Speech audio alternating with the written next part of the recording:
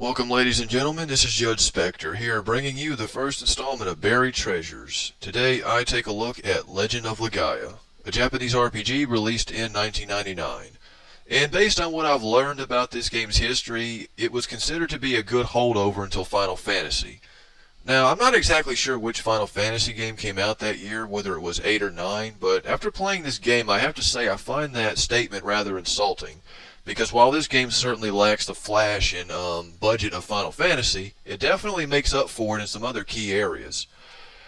The game features a storyline which I would consider sort of realistic fantasy. There's always fantasy elements in there, but it's kind of always grounded in reality.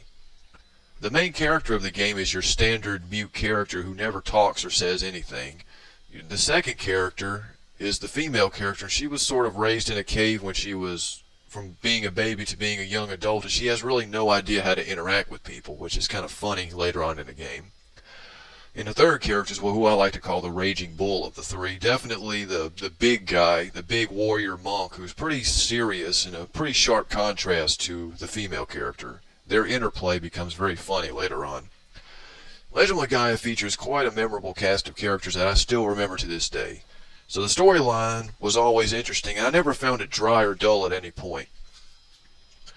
But without a doubt, probably the biggest factor that would attract someone to this game would be the battle system, which differs significantly from most other RPGs. Most other RPGs, you would just click attack and then the attack would happen, but in this game features the TAS, the Tactical Arts System, which actually mimics fighting games to a certain degree.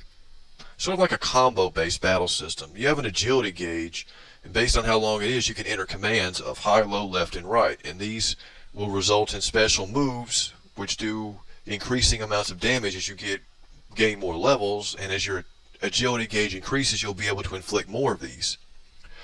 The magical system is also quite unique, as it comes in the form of enemies you've defeated rather than just learning spells and such. So that's unique. And there are quite a number of these abilities to absorb, which leads to good experimentation.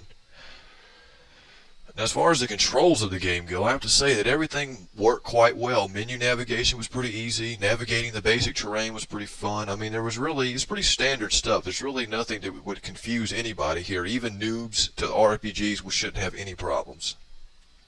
The game's soundtrack is also quite good, even though most would probably consider it stock and not very interesting.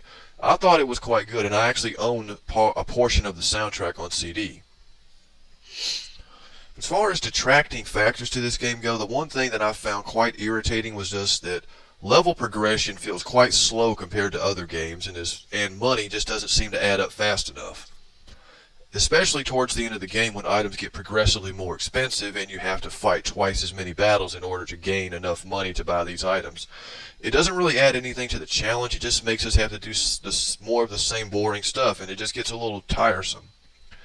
But overall, I say Legend of Legaia is a very good game and very underappreciated. If you can find it in a specialty shop, buy it. Or if you can find it on eBay, buy it. You won't regret it. Now, be sure to tune in next time where I will actually take a look at the sequel to this game on the PlayStation 2, as it is quite the buried treasure itself.